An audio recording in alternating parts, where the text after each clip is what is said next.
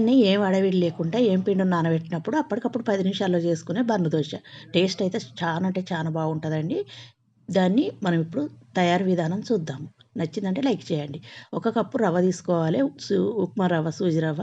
అట్లనే half cup పెరుగు, half cup water వేసి పిండి అంతా మిక్సీ పట్టుకోవాలి. పట్టుకున్నాక మిక్సీ బౌల్లోకి వేసుకొని అందులో తగినంత సాల్టు, కొంచెం వంట సోడా వేసి కలిపి పక్కకు ఉంచుకొని ఇప్పుడు స్టవ్ అంట పెట్టి ఒక స్పూన్ ఆయిల్ వేసుకొని పోపు దినుసులు, కరివేపాకు, పచ్చిమిర్చి, ఉల్లిగడ్డ వేసి అంత వేగినాక క్యారెట్ ముక్కలతో వేసుకొని వేపుకున్నాక కొద్దిగా పసుపు వేసుకోవాలి.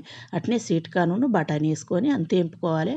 అట్నే కొంచెం ఆల్స్ వేసుకొని దీంట్లోకి తగ్గట్టు సాల్ట్ వేసుకొని అంతా కలుపుకున్నాక పెప్పర్ పొడి, కొద్దిగా గరం మసాలా, ధనియా పొడి, చాట్ మసాలా వేసి కొద్దిగా కరివేపాకు, కొత్తిమీర చిన్నగా కట్ చేసి వేసి దించుకోవాలి. ఇప్పుడు బన్నదోస కోసం కొంచెం గంటెడు పిండి వేసి మధ్యలో అది పెట్టుకొని మనం దాన్ని రెండు వైపులా కాల్చుకొని తీసుకోవాలి. సూపర్ టేస్ట్తో ఉంటుందండి. బాంజిలాగా ఉంటుంది. తప్పక ట్రై చేయండి. నచ్చిందంటే